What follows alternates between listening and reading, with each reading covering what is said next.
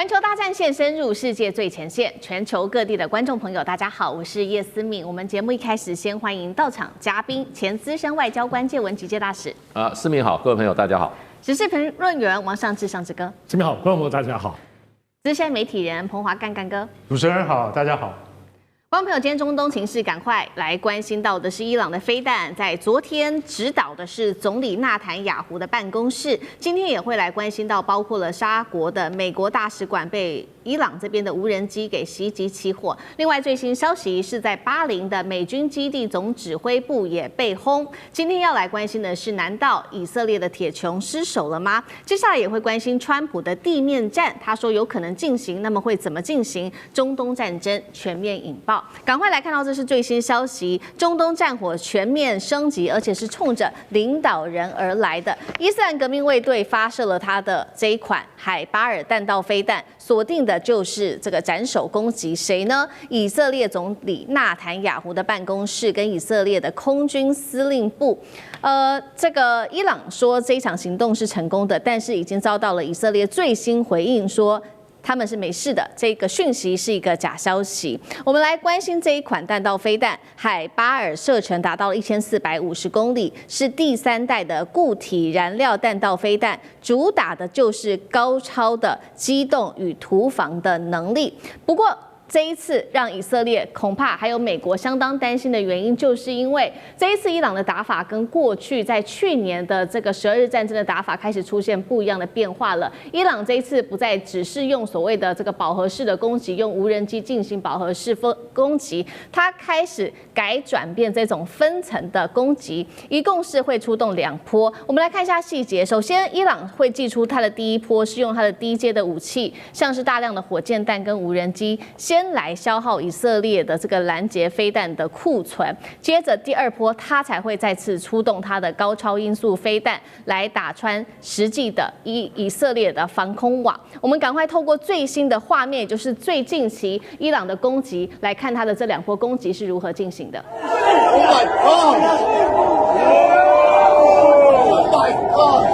好，这个是我们看到伊朗在这几天发动的最新攻击。首先就是我们刚刚提到的第一波，它会透过这种低阶武器、大量的飞弹来进行攻击。紧接着第2波，我们才会看到一个比较快速，刚刚有画面上看到一个高超音速的飞弹，再进行第2波的攻击，成为现在伊朗的最新的打法。实际行动我们也来看到，这是伊朗发动的代号，这个叫做真实承诺4的军事行动。当时所出动的就是法塔赫高超音速飞弹，末端速度15马赫，具有机动变轨的能力，并且搭配重型的弹头跟急速杀伤模式，专门可以压制住不管是指挥系统、防空节点跟军事基地，有效的突破来自于以色列不管是它的剑3、大卫弹弓或者是铁穹等等的反制系统。那么战火不只是在以色列而已，沙国证实了美国大使馆遭到2架无人机袭击起火之外，我们刚刚也特别提到了最新消息，巴林的美军基地总指挥部同样已经遭到了伊朗的攻击。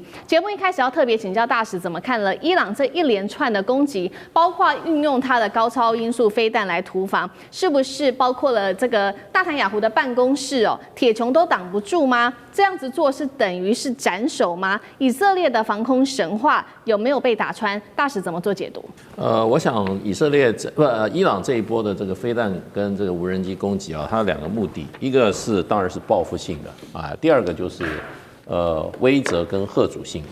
那么伊朗在战前，大家估计它有2000多枚这个导弹啊，这是相当大的一个数目。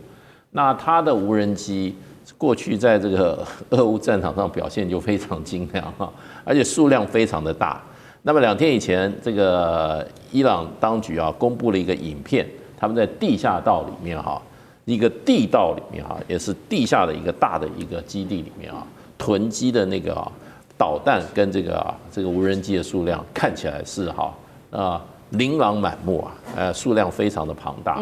所以本来有人在这个预估，就是说在去年6月的时候，美国打击伊朗的时候，已经摧毁了大部分伊朗的这个导弹的这个能力，还有它无人机的能力。那没有想到，就是说这个美国跟以色列开始对伊朗攻击以后，伊朗的反击力道还是这么的强大而且呢，并没有被美国跟以色列一阵子针对伊朗的这个军事指挥机构，然后还有就是导弹能力以及它的这个通讯系统的上千次的轰炸还是没有削弱这个伊朗这方面的能力。那整个说起来，稍微盘点一下，过去几天伊朗对于8个它邻近，还有呢就是有美军基地的这些国家都发动了这个飞弹、导弹，还有这个无人机的攻击，有4个国家都造成了实际的损害。那么像这个比较这个国际怎么讲呢？比较注目的谁说？像杜拜，那很多地方都怎么讲？包括民用的设施都被炸坏了。那么这个造成现在像这个杜拜他们这个航空还有对外的交通一片大乱。那最近刚刚还恢复。那其他的话也比较这些具体的以色列的，那也证实了有好几个地方，包括特拉维夫，包括海法堡都被以色列的都被伊朗的飞弹所击中。那前天伊朗就基本上呢，他们大概新的领袖3月1号一上任以后呢，他们有新的决定。一个新的决定，最重要一点就是不再跟美国跟以色列，尤其是美国进行外交谈判，那也就是完全切断双方的，那就展现了他战斗的决心接着他就指定说，我要打这个以色列总理的这个官邸，还有以色列的空军总部。那当然这个打击的情况的话，那当然现在不得而知不是很清楚，各种传言我想现在开始，美国跟以色列会封锁消息，因为这个东西，你的飞弹跟你的这个无人机是不是打出了结果的话，对方被打的人他基本上他都不吭气的，他不会让你知道你打击的成果怎么样。所以呢，可是呢，就过去还有最近这几天那么伊朗的导弹，尤其是这个叫法赫德2，这个在过去的时候，那么就证明了它的精准度是很高的，射程很远的。我记得2年以前那个时候，当时的话也是伊朗受到攻击以后，他用法赫德飞弹，它是超高音速地对地的1400到1500公里射程的，打过在伊拉克的这个那时候是这个莫萨德的在伊拉克的总部。那么打得非常的精准，当时西方媒体说，哇，不但这个打得远而且呢，他打的建筑物该打的建筑物误差非常的小，所以这个对伊朗来讲，我觉得他这一波的反击他是有把握的。那当然他有他的战术，他的战术一定是无人机、一般的导弹跟超高音速导弹这种交互使用。因为你无人机来的话，要看你地面的你这种防空设施你要不要打因为在网络上有一个看到了美国的这个爱国者3号连发11发，11发人家算一下3000万美金就没了。那他这打什么呢？对不对？你是打法赫德2呢，还是打一般的导弹？还是打无人机？所以呢，这个我觉得他基本上他是要消耗美国的还有这个以色列的军火的这种防空武器的军火库存。所以这场战争看起来以美国政府今天川普他说他准备打长期战，那么可见这个伊朗这一波的反击那逼着美国他必须再用另一波的攻击来压制。好，所以我们看到这一次的美以之间的战争，伊朗的打法已经开始有所改变了。从过去他做的透过这个导弹跟无人机进行的饱和攻击，现在转为是这种比较消耗战的方式。刚刚也特别提到了2个层次，先透过这种比较低价的导弹去做攻击，接下来再祭出它的超高音速无人机。那在这样子的情况下，昨天包括了他说他打到了这个纳坦雅胡他的办公室，虽然纳坦雅胡这边方面说是假消息，但是铁穹神话到底有没有被打破？干哥又怎么看？海巴尔飞弹我们就可以。你看到上面的它的数据说，它是第3代的固体燃料飞弹。那它前一代、第2代是什么？就是飞毛腿。大家都比较耳熟能详的东西，飞毛腿。那这就是一般就是苏联制的那种战术的地对地飞弹改良而来的，变成海巴尔。但海巴尔比较容易受到这个干扰。所以说，你说他这一次斩首以色列总理尼坦雅胡这件事情到底可不可信？我觉得不管是伊朗或以色列，他都不会告诉你实情的。那但是因为以色列总理办公室他特别有发声明说，总理好好的，所以我们暂且还是相信说，这些飞弹可能没有击中目标等等。但是不要忘记了，像这样子的飞弹，伊朗非常多，所以这次打不中，我下次还可以再打你。倒是现在我们要讲的法塔赫，法塔赫就比较神秘了，因为法塔赫真正击中了苏艾巴港。苏艾巴港在哪里？在科威特。科威特苏艾巴港的一个美军的军事前线基地。好，我就坦白告诉你好了，这是美军中央司令部的前线办公室，就设在那边。一排，他们是用什么方式呢？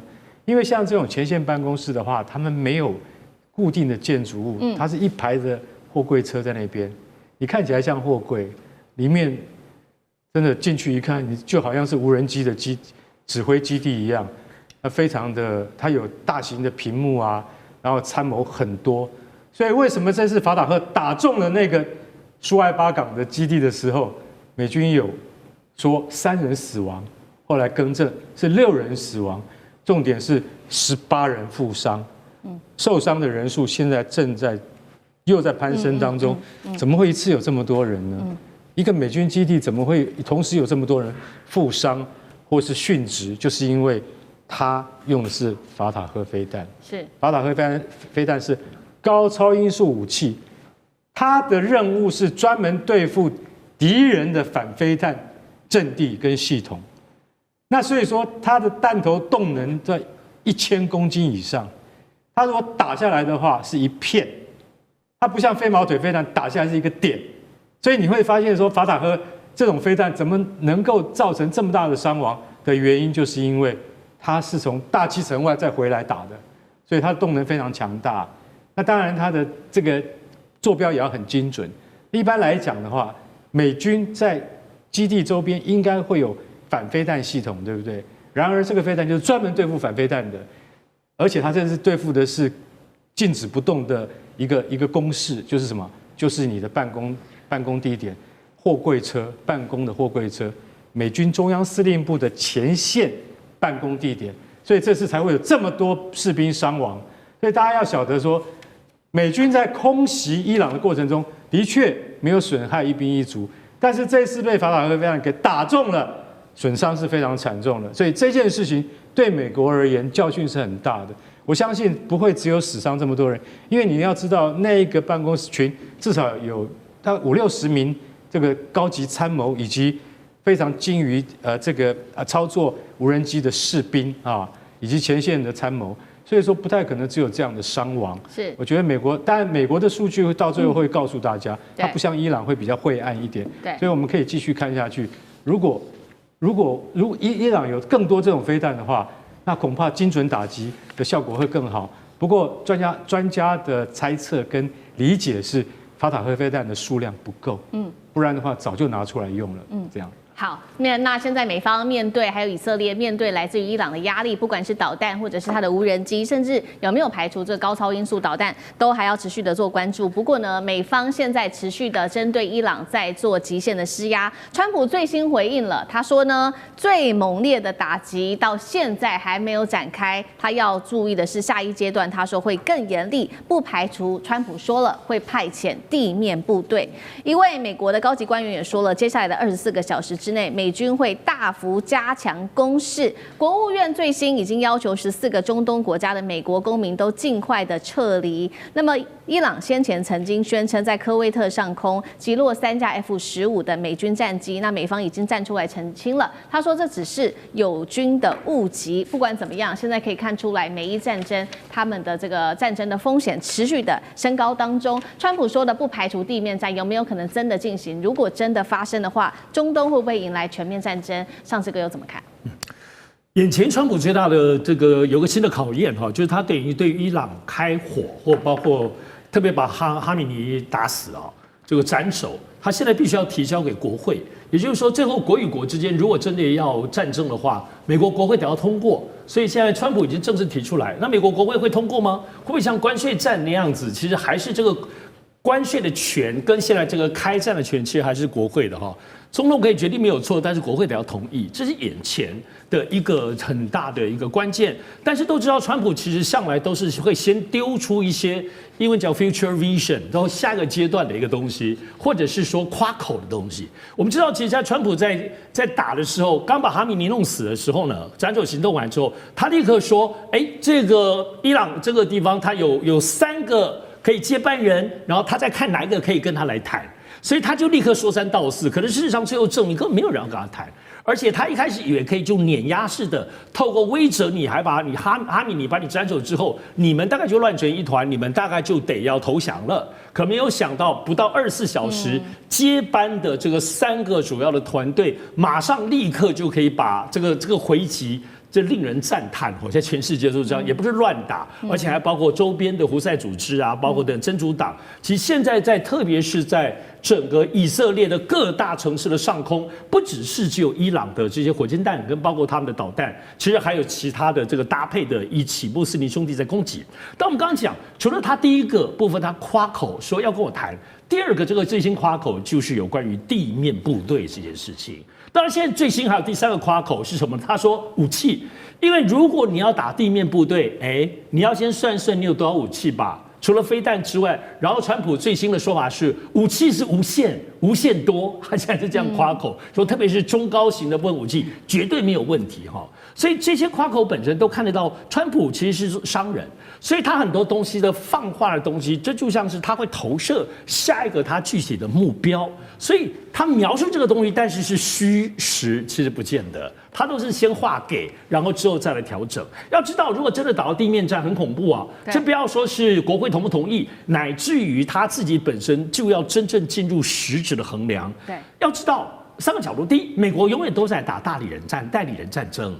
整件这件事情其实是以色列的问题，他只是聊得太前面了。所以你说他会真正的投入到地面战争吗？要知道，大家一定要了解一下伊朗的地形哦。伊朗其实是在中亚中间，才隔着所谓波斯湾的部分。我们所谓中东地区大范围的中东地区，当然包括伊朗。可是你就地理位置来说，其实伊朗其实更靠近中亚，跟旁边的这个伊拉克跟那个印度是很靠近的了哈，是更靠近我们这里。所以他现在打这个以色列是要跨过去打。他最近攻击那么多，其实穆斯林其他包括沙特等等这些国家，就是因为他的同一个方向，他并不是往右打，往前后打。很多人其实没有搞清楚伊朗的地理位置，也就是说，地面战争这件事情，美国要怎么样过去？他要怎么样去打地面？难道这些其他穆斯林的，包括沙特，跟他一起打伊朗吗？所以地面战这里还要牵涉到整个支援的问题。要知道，这伊朗不是笨蛋，他现在马上就把一些海港当中美国的这一些航空母舰的补给的地方也都打烂了哈。所以伊朗真的不是笨蛋哈。再加上刚刚讲，伊朗不是笨蛋，所以如果你要打地面战争的话，对方如果也是很精明，像这一次我们看到反击这么厉害的话，恐怕不容易吧。好，谢谢尚志哥。那我们休息一下，马上回来。地缘政治、内中之争、战略价值、强权崛起、小国生存，现在与未来洞悉事件走向，掌握世界脉动，全球观点尽在环球大战线。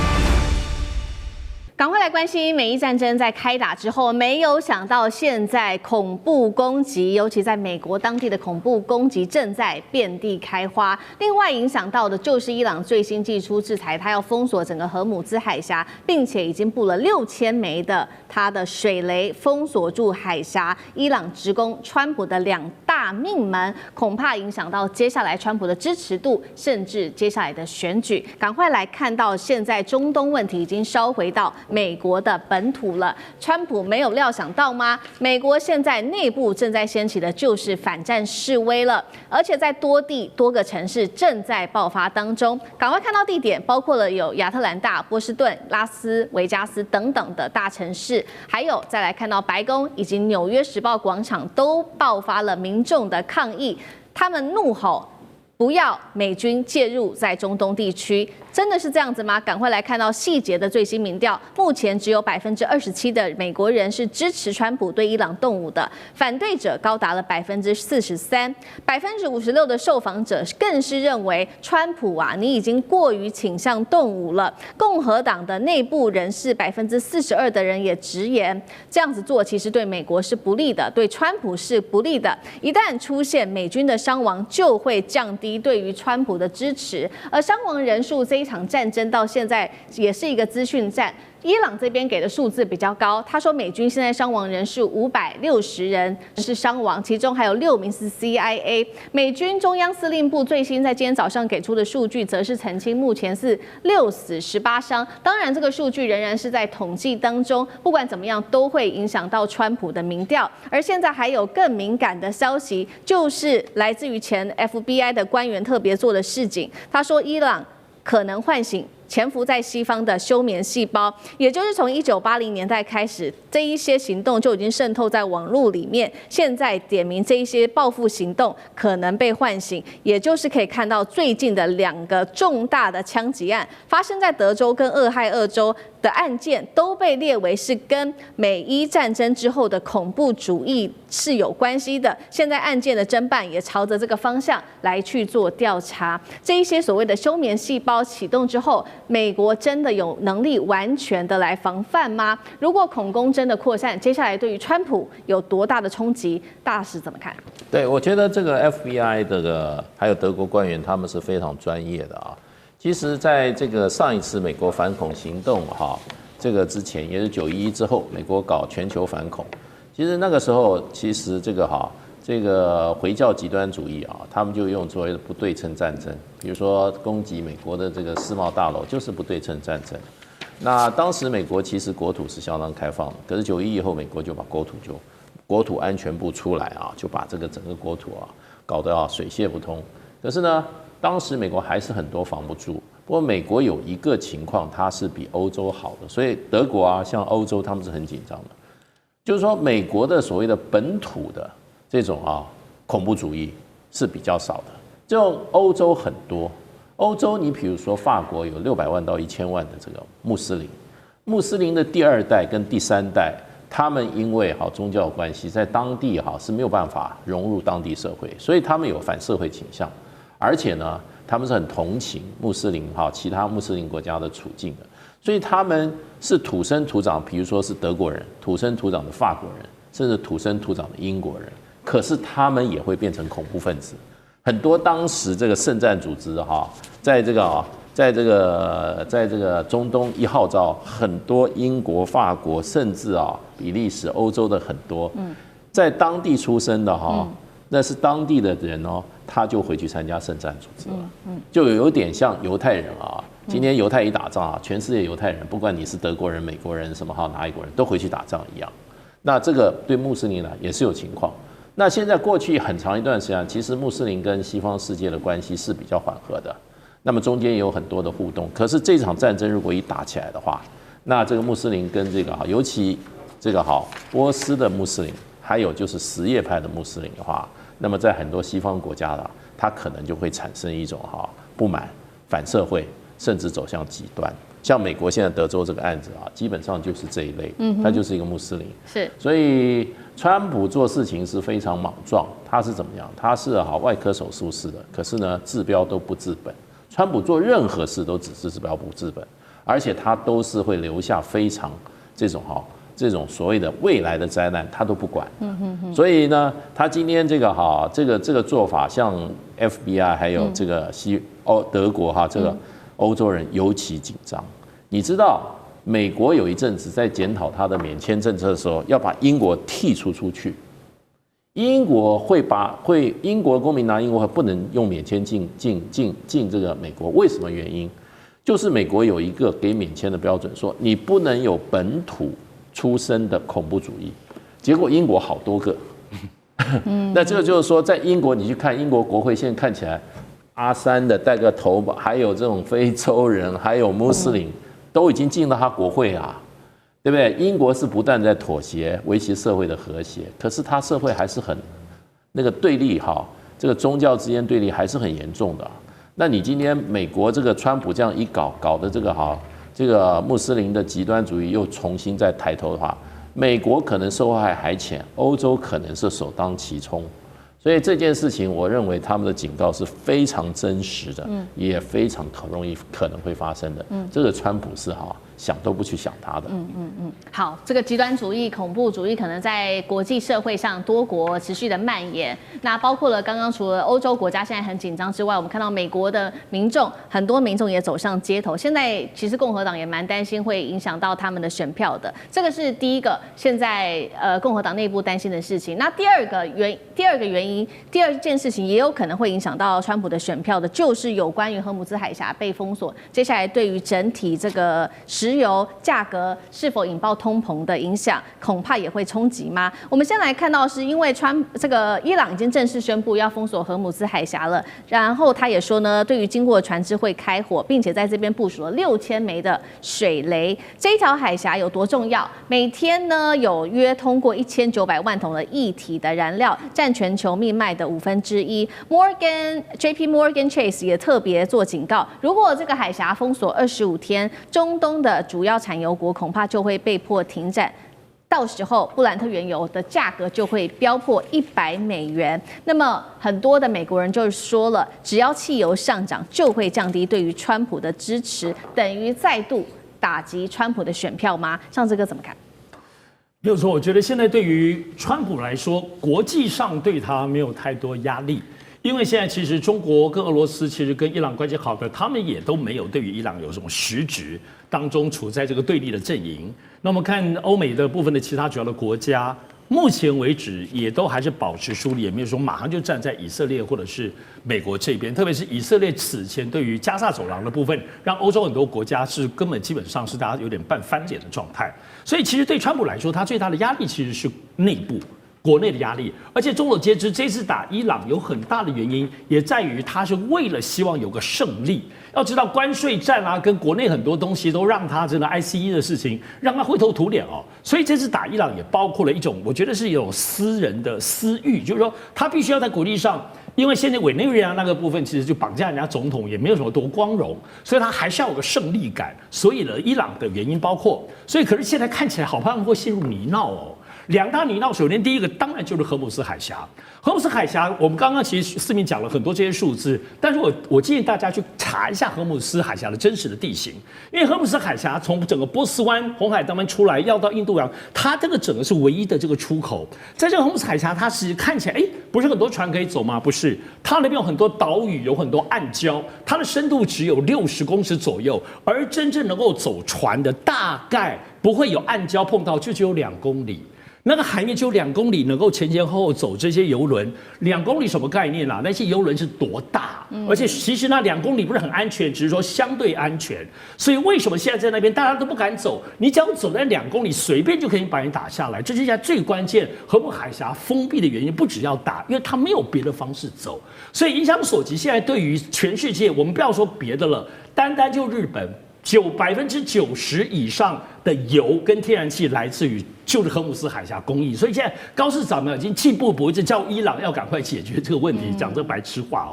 所以整个对台湾的影响也是啊，台湾现在只剩下12天了，就12天当中后面就没了，油就没了。虽然政府都说没有关系，所以你看对我们的压力多大？对美国没有压力吗？包括华尔街股市，昨天我们看到我们录影的时间，今天的话，股票其实在股市一开盘就哇就下跌，昨天是一先下跌，大家说应该很快会打完嘛，马上又立刻回来。所以说从今天我们才感受到荷姆斯海峡这个油价的影响。当然，我认为对川普另外很大影响就是人命。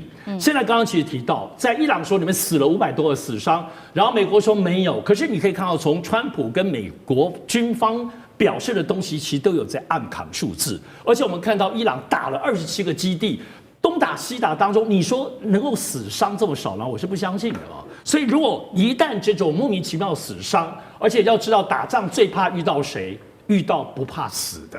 现在伊朗政权保卫战，这个国家如果被美国这样攻下去，是不是要亡国了？所以他们现在这个状况来，你都唔惊戏，把你真的打，而且他们也不是乱打。以这波你看到他打27个整个美国，整个包括其他穆斯林国家的军事基地，也打大使馆，还有我特别注意到他打一些港口，这些港口就是美国军舰跟航空母舰的补给的那些港口都打掉了。所以只要打完之后，你说现在美国军舰那边他不要补给嘛？所以呢，这个对象我刚刚在强调，他不怕死。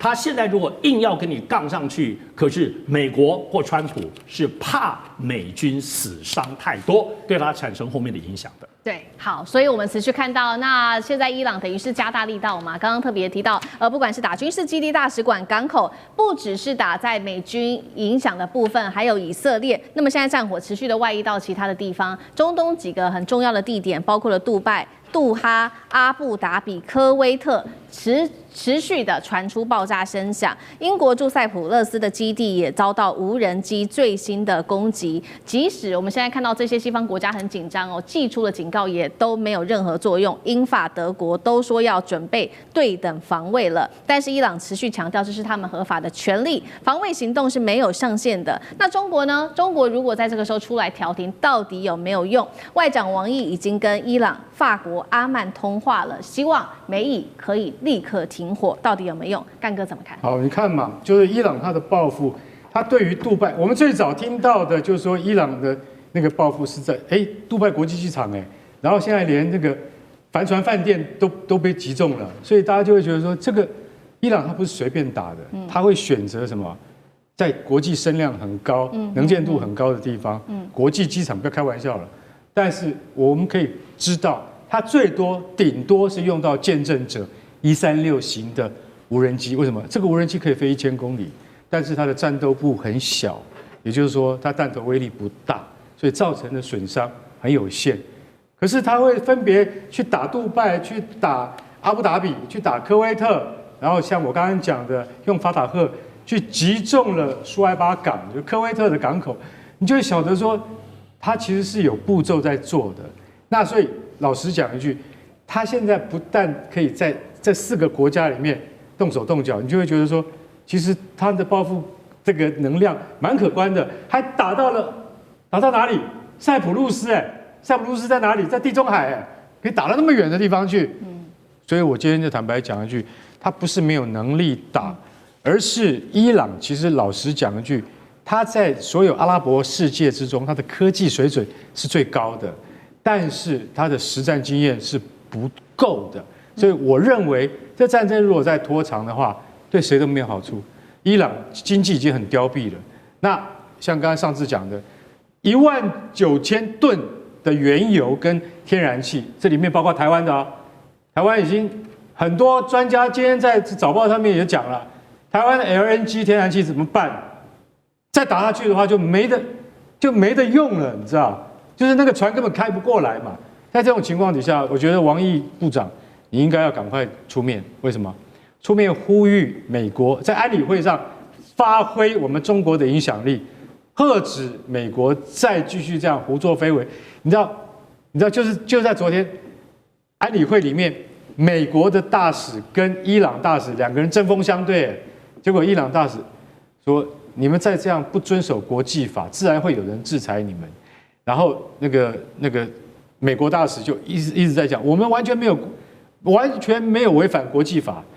结果最后伊朗大使讲了一句话，他说：“应该要有人教你什么样叫做礼貌2个字。”这样，所以你看着你看他们针锋相对，你会觉得非常有趣，你知道？比如说讲完了以后，中国大使但是没有发言。我认为王毅部长他应该是说，没关系，我们派航空母舰战斗群去干嘛？去演习，我们到红海去演习。我觉得这个才是真正帮伊朗。当然，这是我个人的见解了。好，谢谢干哥。那我们休息一下，马上回来。地缘政治、美中之争、战略价值、强权崛起、小国生存，现在与未来洞悉事件走向，掌握世界脉动，全球观点尽在环球大战线。美伊战争爆发，川普跟他周边的人士现在是在大赚战争财吗？我们今天会来关心到一位神秘人士，他猜中了美伊会开战，一夜之间赚进1000万元新台币。另外呢，马克宏现在看到美国不可靠了吗？最新他宣布要扩充他的核武。今天就这些议题，我们会一起来做关心。好，赶快来看到的是在开战前，突然间 X 平台上面有了一个赌局哦，引发了许多的质疑声，说这个消息是不是提前的泄露了？有人有了内线消息，知道美国要对伊朗展开攻击吗？因为呢，我们来看到了这个消息传出来，这个赌局开出来之后，我们看到民主党议员怎么说？他说这位神秘的人士啊，他赌注美国会对伊朗开战，结果确实就一天大赚了51万美元。换算新台币1600多万元，他说啊，这是川普身边的人在大发战争财啊。美国的参议员也这么说，认为这个行为实在是合法，但是非常的荒谬，称他说要提一个法案来封锁此类的交易，内线交易。再来看到亚利桑那州的这位参议员，他说这是明目张胆的内线交易，并且痛批说你怎么可以利用阵亡将士来中饱私囊，简直是丧尽天良。这到底怎么回事？有人在偷偷赚这个所谓的战争财吗？会是川普的朋友吗？干哥怎么看？美国什么事情都能够发生，连这种赚死人财的事情都能够发生。好，我先大概简单介绍一下，这个叫做未来事件预测平台，叫做 Parley Market。这个 market 呢，就是接受会员来下注，但是那个下注金可不是5块美金、10块美金的，一下注要下2万美金的。而且我跟你讲，这个就是专门告诉你说，我们有内线交易。当开始开赌盘的时候，你知道他们讲的什么话吗？当那个炸弹开始落下那一刻，你们就可以下注了。什么时候？2月28号前。为什么他们这个平台会知道？他们的投注的曲线跟事实的发展的升高升温的战争曲线是吻合的。请问你怎么会有内线交易的资讯才会知道？这个除非白宫的幕僚长，或者是能够知道美军前沿部署的军方高阶人士才会知道，对不对？对。我今天跟各位讲一下，就像你要采取某种秘密军事行动的时候，所有的战斗群里面的这个战舰的舰长知道而已，只有舰长会知道，航空母舰的舰长会知道，其他人通通不知道目标是什么。然后派出去的飞机到最后一刻才会告诉你，所以今天到底谁会知道这种东西？那都非常高阶，大家要理解。所以 Parley Market 它怎么有办法会事前知道？这里面一定有人在发战争之财。这些参议员跟众议员的疑惑不是没有道理。其中有一个人单天一天赚了51万5千美金，这个人获利最大。其他的我随便举一个例子，获利比较小的。他一下注下2.6万美金，结果他赢了多少？他赢了20万美金，他的获利是7倍，一个晚上赚了670万台币。就像这样子的情况很多，所以大家就觉得说，是怎么样？那为什么这个 Parley Market 他会知道，这真的在28号当天会落下炸弹来？一定有消息。为什么不是29？我跟你讲哈，他们在28号。的那个下注金额达到最高，总采持9400万美金，然后下31号的只有4200万美金，这一切都可以当做调查的依据。所以我今天可以讲一句实在话，川普身边的人是不是专翻了？我们是不是合理的怀疑？好，这个时候有人还在赚战争财哦。那另外一方面，我们来看到，那国际社会也有许多的国家现在站出来痛批美国跟以色列。我们今天来特别看到的是中国大陆跟俄罗斯了。好，外长王毅特别痛批美国是违反了国际法，并且踩了红线，要求美国、以色列赶快停火。俄罗斯总统普丁则是痛批美以残酷、违法、冷血、谋杀，挑战人类的基本道义，也违反了国际规范。我们看到川普的动作，一边是在跟伊朗本来还说要来好好的谈有关于核协议，结果另外一方面他就直接出动军队了。是否违反了国际法呢？未来还有谁相信美国？谢大使怎么看？美国这一次是搞得像日本人当时突袭珍珠港一样的做法。日本的军阀当时突袭珍珠港的时候，日本跟美国的谈判代表，友好条约的谈判代表还正在华盛顿谈判呢。对，那发生以后，美国人还算客气，让他回去了啊。可是当时那个时候，谈判代表说，我也不知道，我也不知道为什么，他们也被出卖了。可是搞偷袭，现在世界上最有名的国家啊，不是只有日本啊，美国也是其中之一啊。不过我认为这件事情啊，我觉得这个以色列的外长在事后讲的最透彻。他说，我们以色列啊，我们的目标就是要消灭伊朗的现政权。因为他们是我们国家生存最大的威胁，所以以色列从头到尾就是要把这个政权干掉啊。那问题就变成就是说，你美国你是打着什么名义一直在欺负伊朗呢？就说你要发展核武嘛，已经压着打伊朗打了20-30年了，对不对？那些什么经济制裁啊，还有过去几次对伊朗动武，都是为了什么？废核。那你废核也好，后来又提出了废导，把导弹也废除。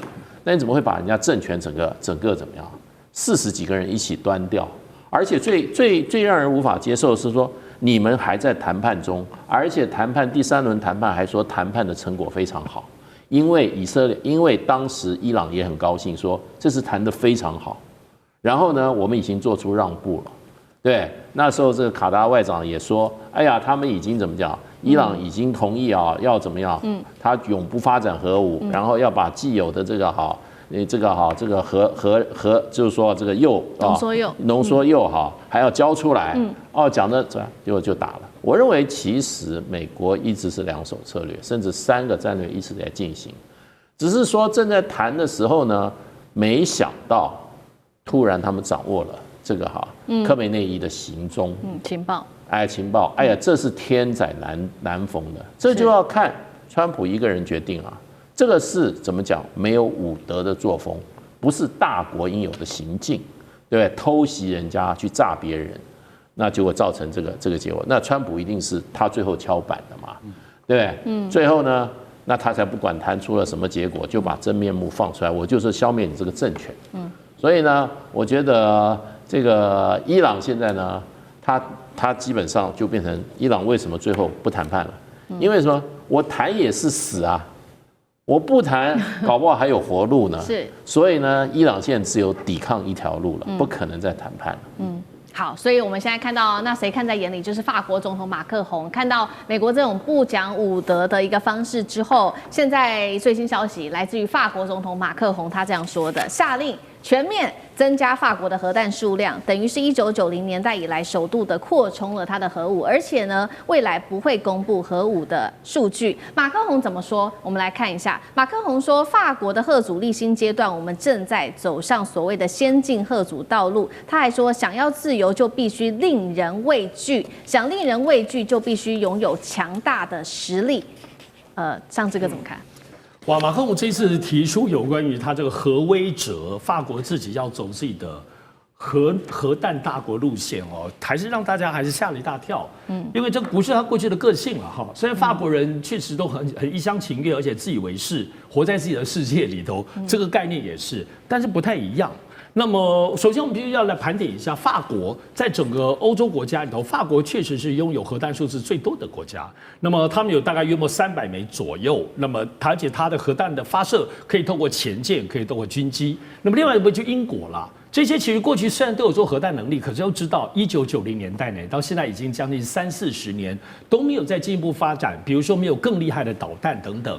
整个欧洲来说，绝大多数都是透过美国方面的所谓的这个核共享，像德国不能有核弹，他们可能有能力但没做，都是用他们那边的美国自己本身的军事基地在那边布有核弹。像荷兰也都有，土耳其包括意大利都是，所以过去其实，在欧洲来讲，没有那么积极活跃的这个有关于核弹或核威慑力量，算是像马克宏他是第一次提出哦，他一提出，当时俄罗斯很多都是提出批评，但你不得不说，确实是在最近整个在全世界，包括欧洲国家中弥漫一股所谓实力主义至上这样的概念，因为都说现在旧秩序没有了。所谓的过去的旧秩序，在整个核能力这个部分、核威慑力来讲，基本上都依靠美国啦。那像法国跟英国这些自己的国家，也没有在很积极的在发展这方面武器的实力。所以，因为现在都在期待新秩序嘛，这个新秩序时候，就使得过去我们比较认为像法国这样比较温良恭俭让的国家，看起来现在就是改变。但我必须得说，我觉得这个思路里头是真的被川普影响，全球正在感染的这种实力至上或威权主义。但不得不说，这是你说要攻击别人，不是有核弹是要自我保护。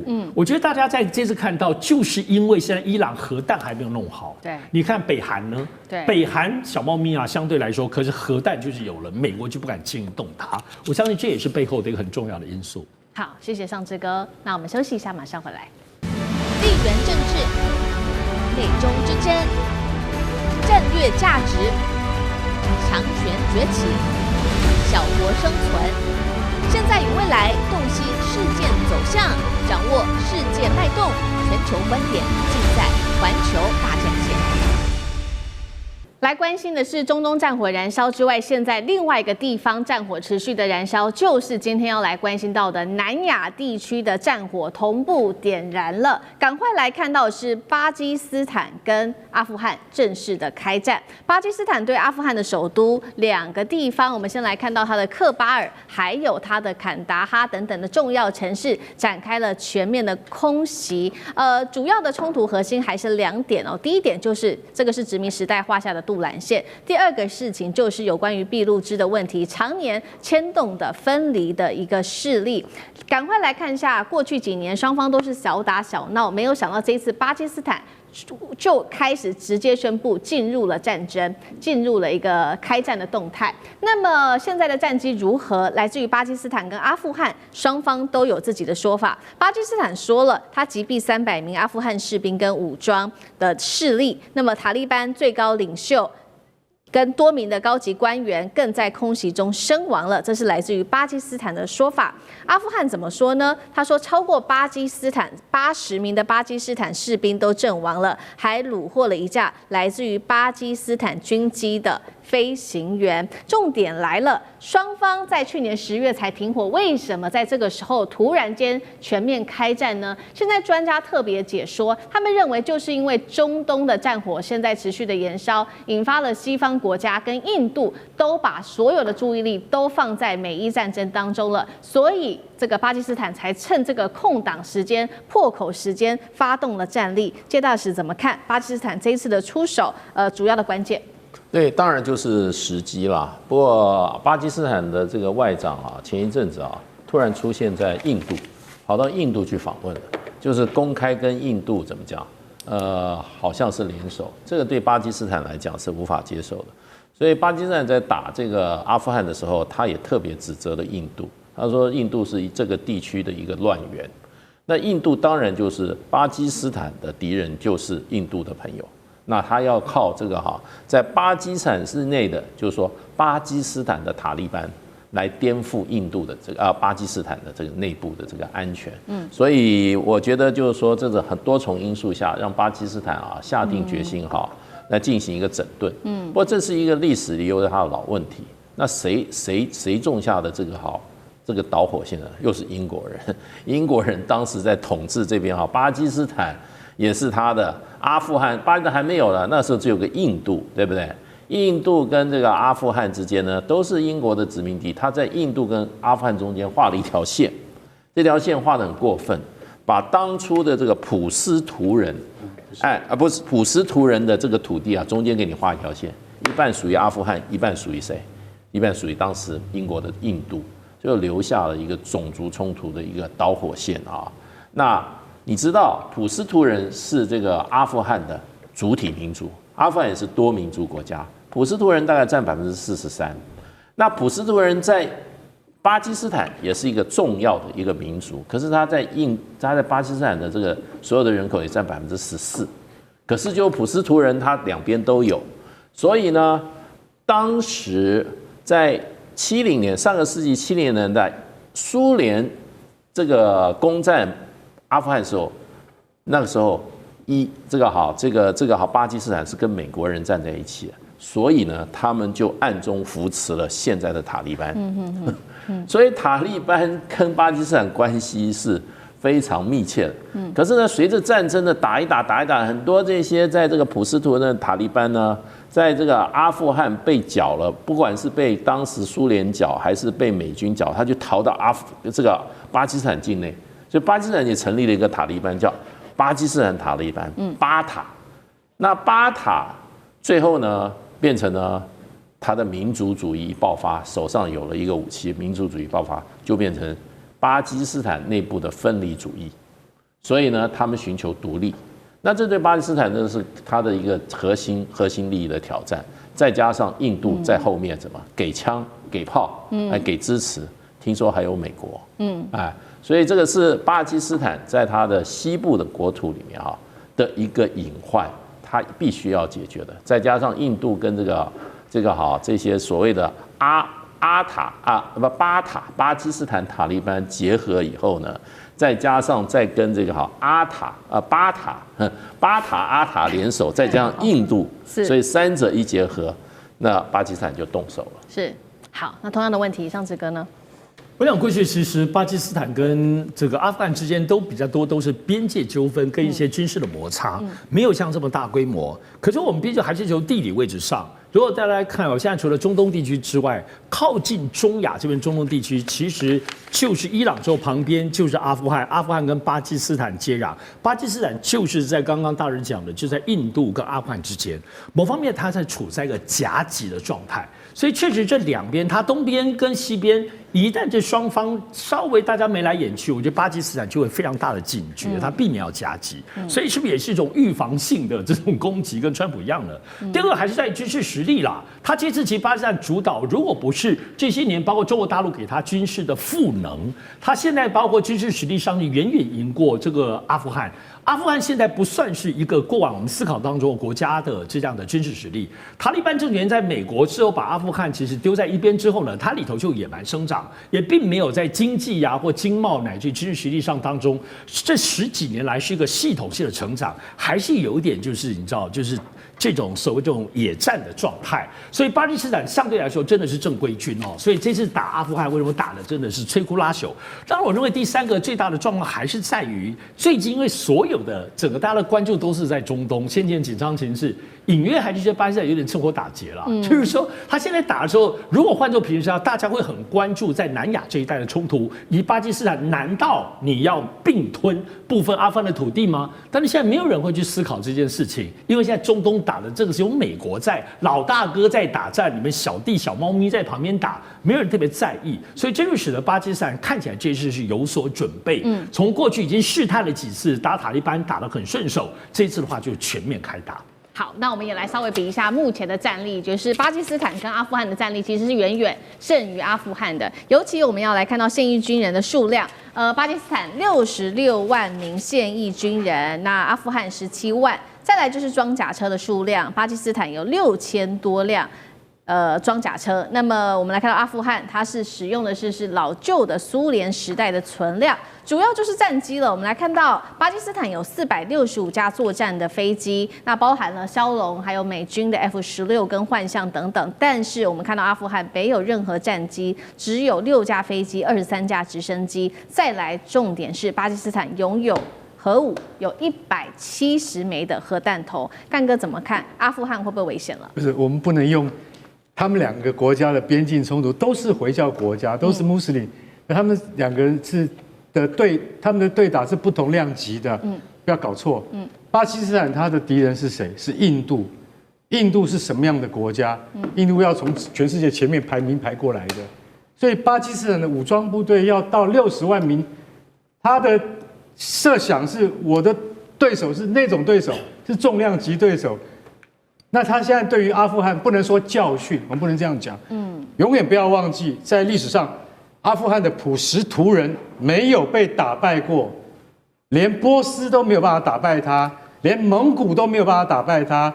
到了俄罗斯，1980年去攻占阿富汗，最后是被打跑了。美国驻军20年，是自己撤退的。到现在为止，阿富汗还是阿富汗。所以今天我并不是说巴基斯坦是在教训阿富汗，不是这个意思。你打不过普什图人的，这个民族非常坚韧的。